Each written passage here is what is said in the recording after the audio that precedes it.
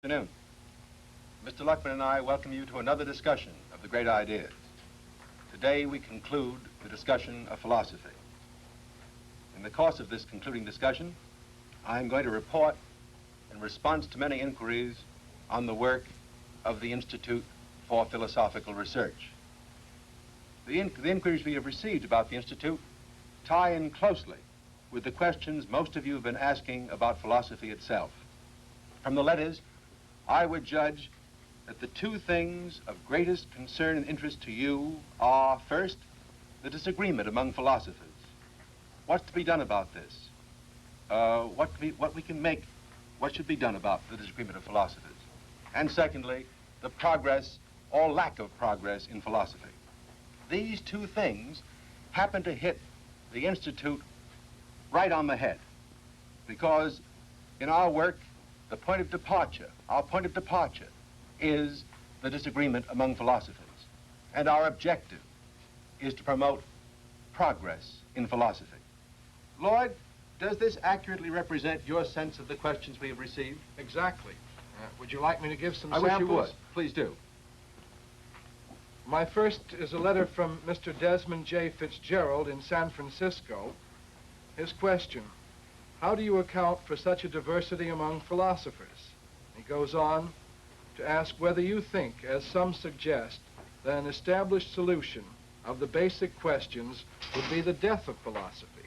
I do not. I do not think so. And I shall try to explain why I do not think so more fully in a moment.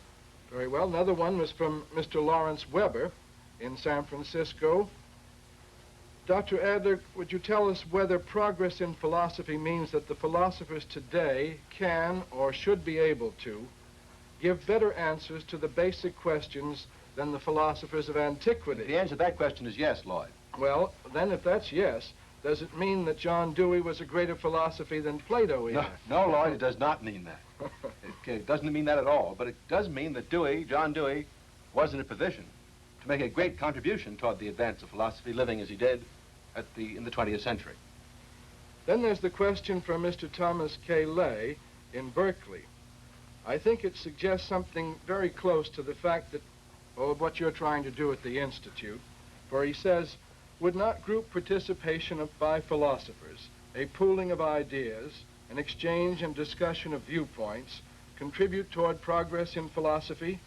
This procedure, he says, has long been followed by many branches of science. And he wants to know, then, whether it might not prove useful in philosophy also. Indeed it would, Lloyd. What Mr. Lee suggests is precisely what the Institute is trying to do. For the first time in history, the collaboration of philosophers doing teamwork, just as scientists do teamwork in laboratories. Well, now, the parallel with scientific research, Dr. Adler, occurred to many others who have been asking about the work of the Institute. I have as an example here a question from Mr. Maurice O. Nordstrom, Jr., who lives in Berkeley, and wants to know whether when you use the word research in the title of your institute, does it mean that you employ something like the methods of science? As I hope to be able to show you, Mr. Nordstrom, the answer is yes. What we are doing at the Institute is very much like scientific research, involving data, inductive generalizations, hypotheses, prediction and verification. Lloyd, are there any other questions about the methods of the Institute? Oh, very many, Dr. Adler, but I think there's one that you'll want to answer right away. It comes from someone who signs his name just J.H. And he asks, like many others, about the goal of your institute, but particularly he wants to know whether you and your staff stick to your armchairs. Perhaps the best way I can answer that question is to show some pictures of the staff at work. And incidentally, Lloyd, give our viewers a look at the Institute inside and out. Here we are, all in our armchairs, seated around the conference table. For the most part, as you can see, we stick to our armchairs. But every now and then, someone may get excited and get out of his armchair, as I am doing here, trying to argue a certain point. And here is the library of the Institute when it is not being used as a conference room. And there you see the apparatus of philosophers, whose task is to think together, simply chairs around a table. And here is the building that houses the Institute for Philosophical Research. The working rooms of the staff, the The research staff are on the second floor. We have additional library and meeting space in the basement below the street level. When the Institute began its work in that building, there was some misunderstanding about its nature and function.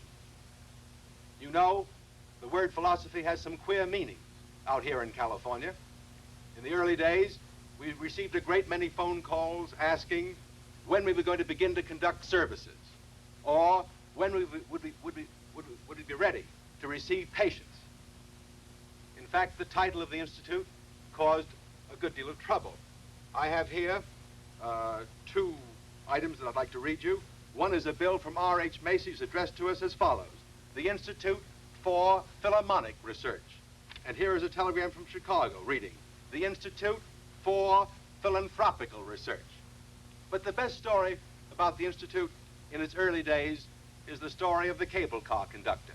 One afternoon, as I came out of the Institute, a cable car was going by on Jackson Street, and the conductor leaned over the rear platform and said, "Hi, Dr. Adler, how's philosophical research coming along?" And that's the question I'm going to try to answer for all of you. I couldn't answer it to him that afternoon. I'd like to begin this answer by going to the first point, which you're all deeply interested, the problem of the disagreement of philosophers, which is the point of departure of the Institute's work. Now, if we avoid the false inference from an improper comparison of science and philosophy with respect to disagreement and agreement, I think we see that disagreement is the very essence of philosophy, that there will always be disagreement in philosophy. This is not regrettable. On the contrary, imagine the opposite. Imagine all philosophers agreeing. That would be, to answer the question you asked earlier, Lloyd, that would be the death of philosophy. In fact, the absence of disagreement in philosophy would be as much the death of philosophy as the absence of experimentation would be the death of science. But there are two bad extremes here, not one. One of these bad extremes is the unity of agreement, which would be the death of philosophy. But at the opposite end of the scale, as bad a condition, is the chaos of disagreement which exists today. And in between is what should exist, a disagreement that is based upon an understanding of the diversity and of the issues. Disagreement in philosophy is profitable only in proportion as those who are disagreeing really join issue, really communicate with one another, and understand the whole diversity of opinion and the reason for this diversity. Moreover, disagreement in philosophy is profitable only in proportion as all sides of the issue or of the issues are taken into account. Now, on both these counts, disagreement has become less and less profitable in our time. For today, philosophers are not meeting squarely in issue with one another, and they are not succeeding in communicating with one another. And I think, the general state of affairs is we do not understand, we haven't got an intelligible conception of the diversity of opinions on basic issues. Moreover, the contemporary discussion tends to be shallow and constricted. Only contemporary voices are heard in it. It lacks the wide variety of points of view that are relevant to it. A man, you would agree, I think, that a man does not understand an argument if he understands only one side of the argument.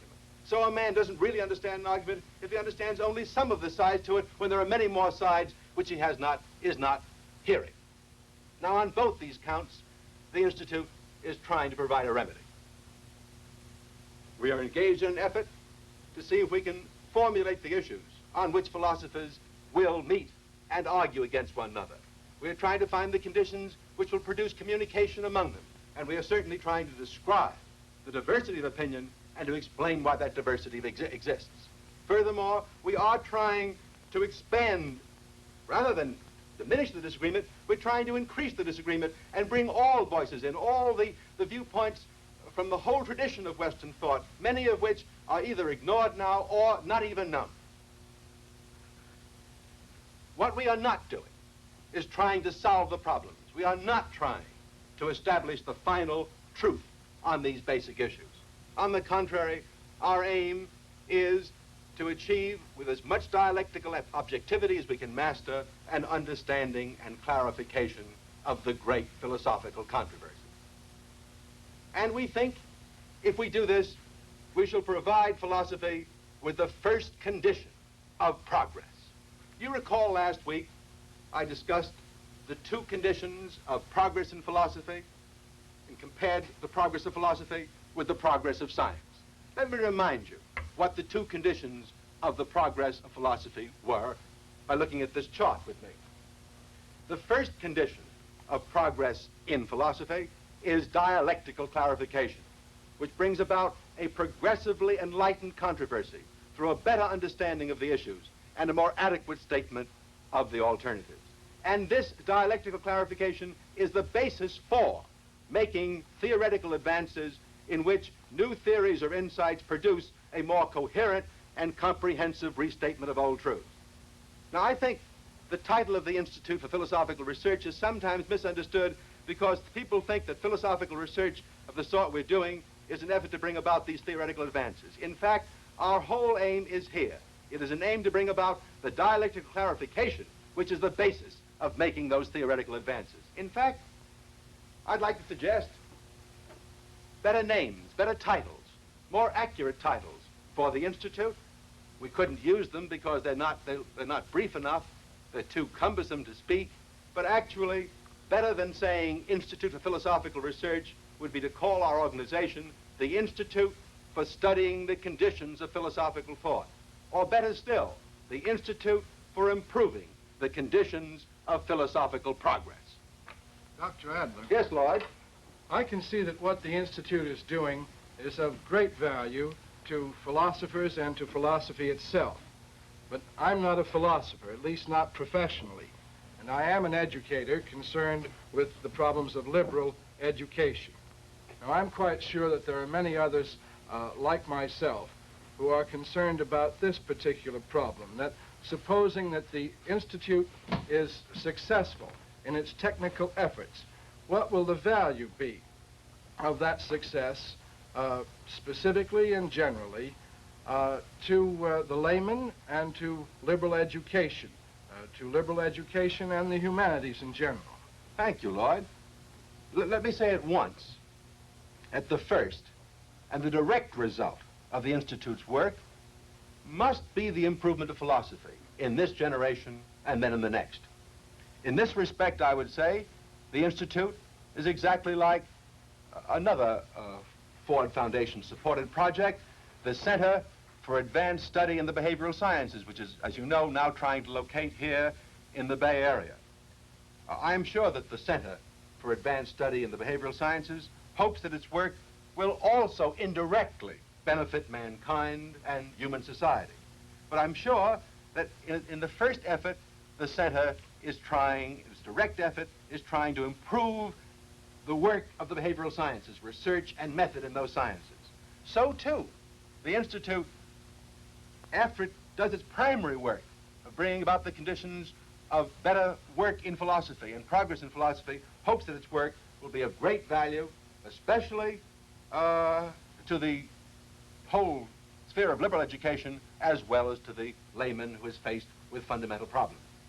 Let me see if I can talk about both these things, the value of the Institute to the layman and the value to liberal education in that order. You know, you had that question, Lloyd, from Mr. Fitzgerald. Yes. Well, let me read the first paragraph of Mr. Fitzgerald's question, because it leads right into the question of the value of the Institute's work to the layman. Mr. Fitzgerald writes, "The conflict among philosophers is such a scandal to the layman that seeing the disagreement among the great thinkers, he despairs of the possibility of even attempting to find answers to the fundamental questions for himself." That states what the problem is. But, Mr. Fitzgerald, it is not the conflict among philosophers, but the unintelligibility of the conflict which makes the layman despair.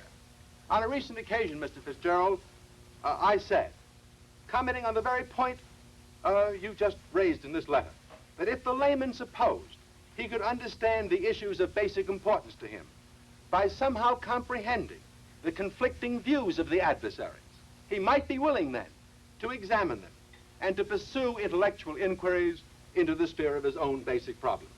But he is deterred from doing this by his feeling that he cannot possibly make sense of the controversies as they are currently carried on. And he is quite right in that feeling. So the Institute hopes to make the basic controversies intelligible. and so restore the layman's confidence in his ability to deal with the conflict of ideas as that affects his own life. And I went on finally to say that in this way, the layman may be cured of what is the most current disease in America, a deep anti-intellectualism, because he'll be cured of this when he no longer despairs of the possibility of understanding fundamental issues or of taking sides on them. Now I'd like to illustrate this. I'd like to illustrate this from some current work we are doing on freedom. Let's suppose that a layman, an intelligent layman, or even a philosopher, were to sit down, if I may make the distinction, sit down and read through in succession all the great literature on the subject of human freedom, 100 or more basic documents. I think if he were to do this, the result would be he would get the impression very much of the sort that William James says the baby has when the baby first looks at the world, that it's a great, blooming, buzzing confusion. Or, to use another comparison, the literature on freedom, if he just went at it that way, with no preparation, would look to him as the world of nature, the world of living things, plants and animals, must have looked to a primitive, untutored savage in a primeval forest or jungle. Consider how different that world looks to us, the world of living things, when you and I walk through a zoo, or a botanical garden, or a museum, in which the whole of biological science is made visible to us, and we see the world of nature, not as a disorderly jungle, not as an unintelligible variety, but as an orderly, intelligible pattern of things. Let me draw the point from this comparison by showing you another chart. Let's consider the world of living organisms, of plants and animals. As I said a moment ago, to the untutored savage, before he had the benefits of scientific discovery, it was a disorderly, unintelligible pattern, an amazing, bewildering disorder. But to those of us who, living in the 20th century, are fortunate enough to be instructed by biological classification, genetics, and the theory of evolution, the world of living things is an orderly and intelligible scene. Now let me make the comparison by then going to the world of philosophical thought. In the world of philosophical thought, the conceptions and the opinions of the philosophers are here like the plants and animals in the world of nature. And the conceptions and opinions of the philosophers, to the layman or to the philosopher, before the kind of philosophical research we are doing at the Institute is done, is the same kind of bewildering jungle of conflicting, confused opinion in which one can't find one's way around, which one doesn't see the pattern of the diversity. But if the work of the Institute is done, and if we will ever be enlightened by a dialectical ordering and explanation of intellectual diversity, that jungle world of philosophical thought will become as orderly to our eye and to our senses as the world of nature, the world of living things is when we see it set forth in the exhibits at a museum or in a zoological garden. Now let me come to the second point, which has to do with the value of the Institute's work for liberal education. Now, I forgot one thing. Now, before I come back to that, there's one thing I want to add. In that comparison I just made, the work the Institute is doing is very, I remember Mr. Nordstrom's question, is very much like the work of scientific research. Just as the biologist looks at the specimens of nature, analyzes them, classifies them, draws up great classificatory charts, and then with something like genetics and the theory of evolution explains how that diversity arose in the development of things in time, so the work of the Institute follows a similar pattern of research, very much like that of science. We too are looking now not at plants and animals, but at thought, at the world of conceptions and opinions. And we must see if we can classify them. We must see if we can develop hypotheses that give us charts of comparison and enable us to develop hypotheses explaining how this tremendous diversity has arisen. And in doing this, we working with ideas, with conceptions and opinions, just as the biologist works with plants and animals, develop in a scientific manner, working with the materials in front of us. We develop hypotheses that we can put to the test in exactly the same way. In that sense, our work is very much like scientific research, except that it's at the level of ideas instead of the level of things. Now let me talk to the second point you raised, the value of the Institute's work in relation to the whole of liberal education. The basic fact here is that liberal education and philosophy rise and fall together. The decay of liberal education in our time results, I think, from two things: the decline of philosophy in our time, and also the loss of faith and the lack of skill in the basic disciplines of discussion. Both of these things must be restored. Both philosophy and skill and faith in discussion must be restored if liberal education is to be restored to the vigor it once had. Why is this so? I think the answer is twofold. First, because the very substance of liberal education is the great ideas understood in terms of the widest diversity of conceptions and opinions about them, and also in terms of the deepest grasp of the issues to which they give rise.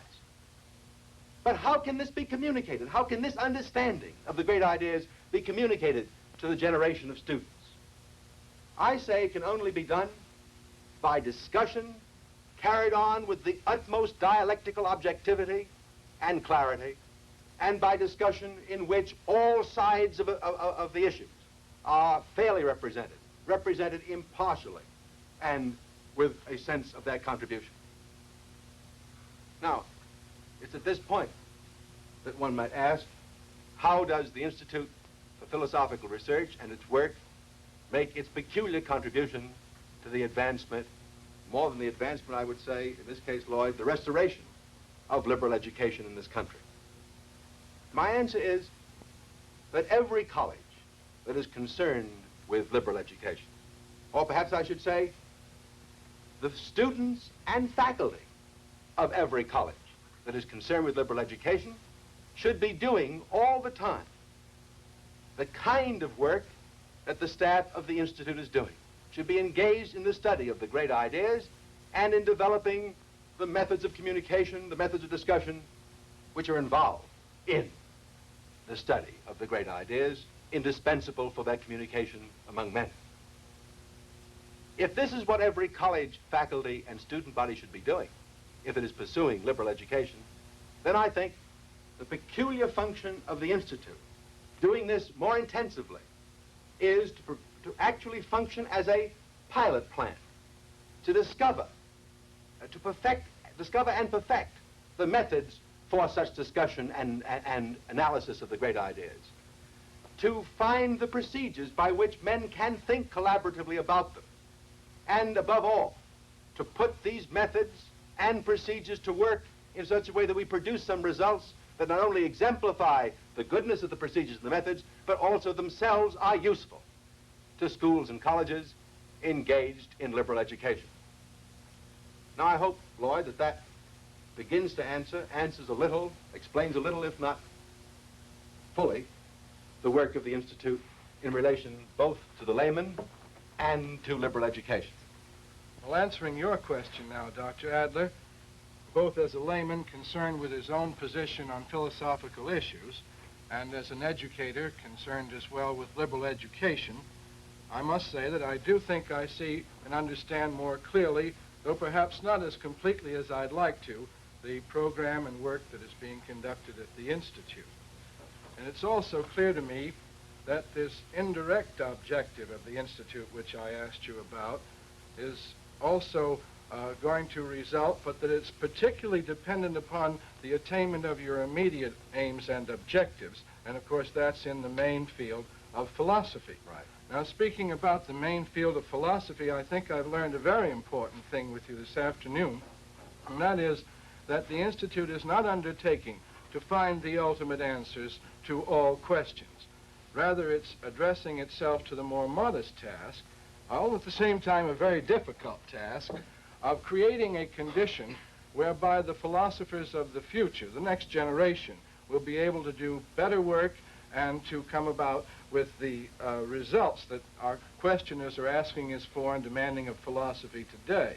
And if that is the case, and you are that way enabling philosophy in the future to come up with the answers to ultimate truth, I'm then, I think, perforce required to ask you one more question in answer to your question. And I think others who are in the same position as myself are vitally concerned in that question.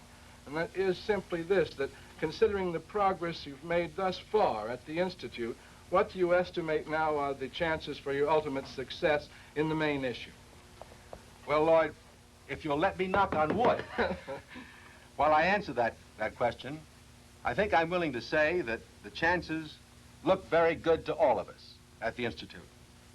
We think we have licked the toughest part of the job, which is to find the right method for doing this kind of work, which has never been done before.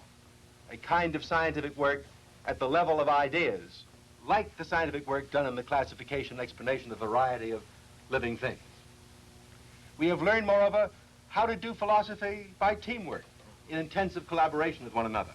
And we have made great headway, I think, in applying these methods and these procedures, which we have only recently invented, in our present efforts to clarify and understand the difficult and basic controversy concerning human freedom.